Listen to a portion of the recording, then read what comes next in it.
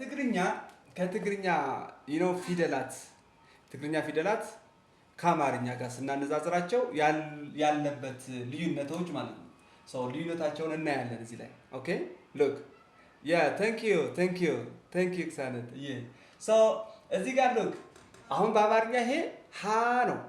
ሀ ሁ ሂ ሀ ሁለት ጊዜ ሀ በአማርኛ አለ። ትግርኛ ላይ የተለያየ ፊደል ነው። ይሄ ሀ ነው። ድምፁ የተለያየ ነው። እንደ መልኩ እንደ ቅርጹ ሀ ሁ ሂ ሃ ሄ ህ ሆ ምንም አይነት የሚደገም ነገር የለም። ሪደንደንስ የሚባል ነገር የለም። የሚደገም የለም። ሀ ሁ ሂ ሃ ለሉሊ ላ ተመሳሳይ ማለት ነው። በዚህ መደዳ ያሉት በሙሉ አንድ አይነት ነው ድምጻቸው። ገብቷቸዋል ሀሳቤ? እዚህ ጋር ሀ ለ አይባልም ማለት ነው። ሀለ ነው የሚሆነው ማለት ነው። ሀለመረሰ ኦኬ። ልክ እንደዛ በዚህ በኩል ያሉት አንድ አይነት ናቸው ድምጻቸው። ወደዚህ ስንሄድም የተለያየ ድምፅ ነው።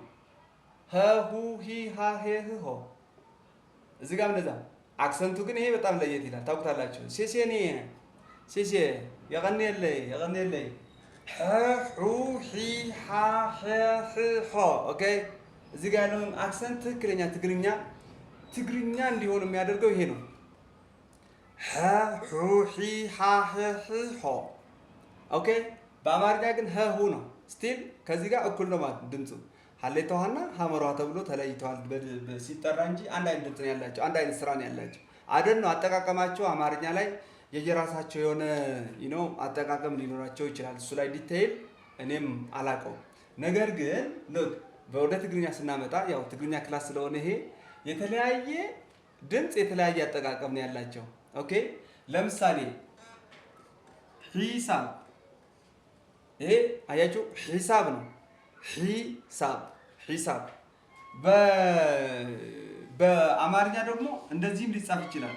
ሂሳብ እንደዚህም ሊጻፍ ይችላል፣ እንደዚህም ሊጻፍ ይችላል። ልዩነት ይኑረው አይኑረው አላውቅም፣ ግን ሲጠራ አንድ አይነት ነው። ኦኬ አንድ አይነት በቃ ያ ሂሳብ በትግርኛ ሲሆን ሂሳብ የተለያየ ድምፅ። በአማርኛስ ሂሳብ አንድ አይነት ሆኗል። እና ምናልባት እኔም እንዳቅ ልዩነቶቹ ብትነግሩኝ የምታውቁ ደስ ይለኛል። ኦኬ የነዚህ ልዩነት ኢቭን የዚህኛው ልዩነት ይሄም በአማርኛ ሀ ነው፣ ስቲል ሀ ነው። ኦኬ እዚህ ጋር ሀ ኦኬ የተለያዩ። እዚህ ጋር ደግሞ በአማርኛ ሲሆን ሁለቱ ተማሳይ ድምፅ አላቸው ከታች ያሉትም። ይሄ በትግርኛ ይሄ ነው። ስቲል የመጀመሪያ ፊደል ምን ሆኗል? እንደዚህኛው የመጀመሪያ ሆኗል ማለት ነው። በአማርኛ ግን ምናልባት ይሄ አ ነው የሚሆነው። እዚህ ጋር እንኳን አለ። ለምን መደገም የለበትም። በትግርኛ ሲሆን እንደዚያ ነው።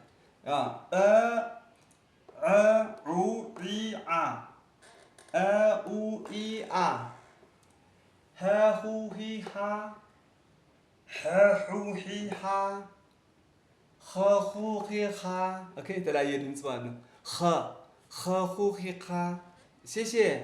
ሴሴ ኒመን ታዲያ እንደ ቻይንኛ ለምዶብኝ ነው።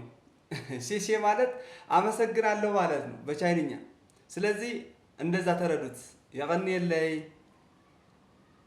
ኦኬ ናይ ግዕዝ አጠቃቅማ የግዕዝ አጠቃቀም ነው። የአማርኛ ፊደላት ያው ግዕዝ ነው እዛ ጋ ያለው። ግን ግዕዝ ደግሞ ለትግርኛ የሚቀርብ ይመስለኛል። ወደ ትግርኛ በጣም የቀረበ ነው። አብዛኛዎቹ ቃላቶች እንደ ትግርኛ ናቸው። ወደ ትግርኛ የሚቀርቡ ይመስለኛል።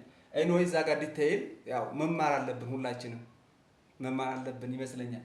ስለዚህ ሀ ሁ ሂ ሃ ሄ ህ ሆ ይሄ አሁን አክሰንት ልምድ ማድረግ አለባችሁ። አያችሁ ጉሮሮ ላይ እስቲ እራሳችሁ እስቲ ፈትሹ። ኦኬ ልክ ጉንፋን ይዟችሁ ልክ ከጉሮራችሁ አሳክኳችሁ የምታወጡት ድምፅ አለ አይደል? እንደማለት ነው። ኦኬ ይሄኛው ማለት ይሄኛው ወደ ትርጉም ወዳለው ቃላቶች እንድትጠቀሙ እንደ ፊደል እንዲጠራ ያደርጋል። ሑ ሒ ሃ ሄ ህ ሆ እዚህ ጋር ያለው ደግሞ በአማርኛ ስቲል ሀ ነው፣ ግን ወደ ትግርኛ ሲመጣ አሁንም ሌላ አክሰንት ኦኬ የሚል ድምፅ ነው ያለው። ኸ ኹ ኺ ኻ ኼ ኽ ኾ ኸ ኹ ኺ ኻ ኼ ኽ ኾ ኦኬ ሶ ተለይተዋል አሁንም። እሺ እዚህ ጋር ደግሞ ይሄ አማርኛ ላይም ያለ አይመስለኝም። እቺ ከላይ እንትን ያላት ማለት ነው። ሰውቺ እንዴት ነው የምትነበው? ቃ ቃ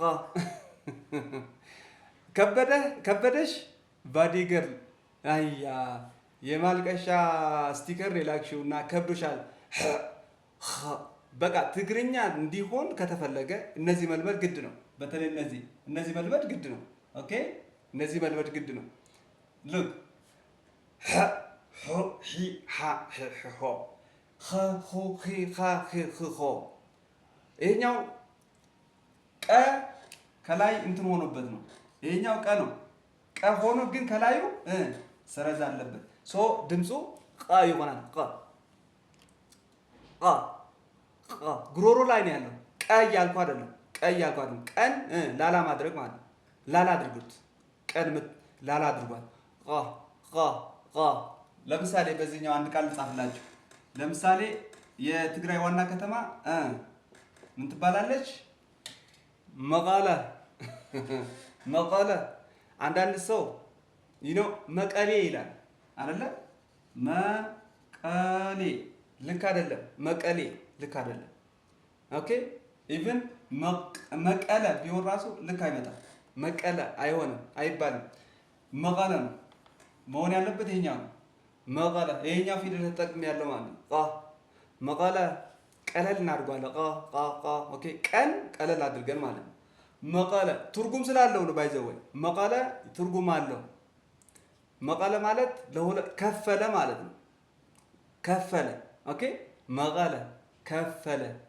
ለሁለት ይሁን ለአራት ይሁን ለ10 ይሁን ከፈለ ማለት ነው። ከፋፈላቸው። ኦኬ ሰው መቀለ እንደዚህ ነው የሚነበበው። ሌላም ላመጣ እችላለሁ። ኦኬ ያ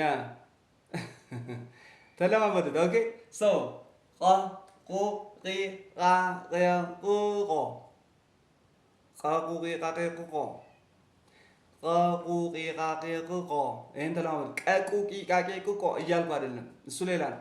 ቃ ቁ ቂ ቃ ቄ ቁ ቆ ከቀ ከምናወጣበት ድምፅ ወረድ ብሎ ወደ ውስጥ ገባ ብሎ ነው ያለው ይሄኛው ድምፅ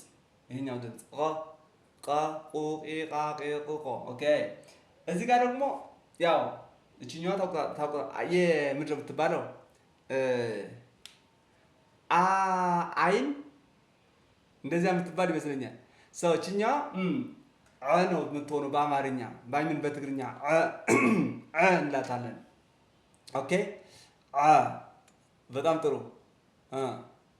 ሶ የስ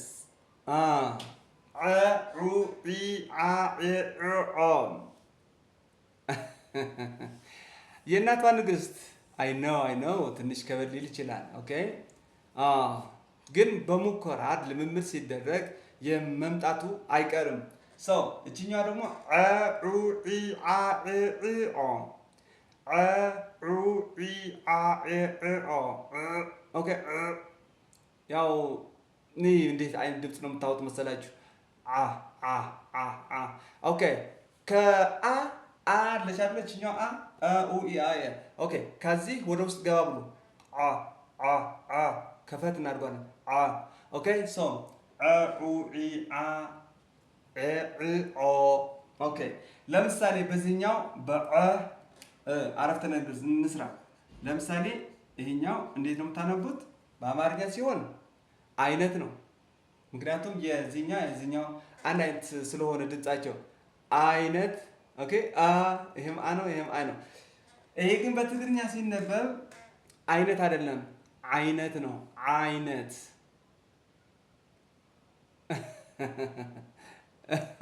ያስቃላ ራስሽ ስትዩ ያ አይ ነው ዛ አይነት ኦኬ አይነትና አይነት የተለያየ ነው። አይነት ትርጉሙ ደግሞ ያው ተመሳሳይ ትርጉም ነው ያለው። በትግርኛም አይነት ነው፣ በአማርኛም አይነት ነው። ይሄ አይነት ስንት አይነት ነው? ክንዴ አይነት ክንደይ ኦኬ። ለምሳሌ ማለት ነው ክንደይ ስንት ማለት ነው? ኦኬ ክንደይ አይነት ስንት አይነት? ክንደይ አይነት ራሱ አይን ራሱ ምንድነው በትግርኛ? አይኒ ኦኬ አይኒ።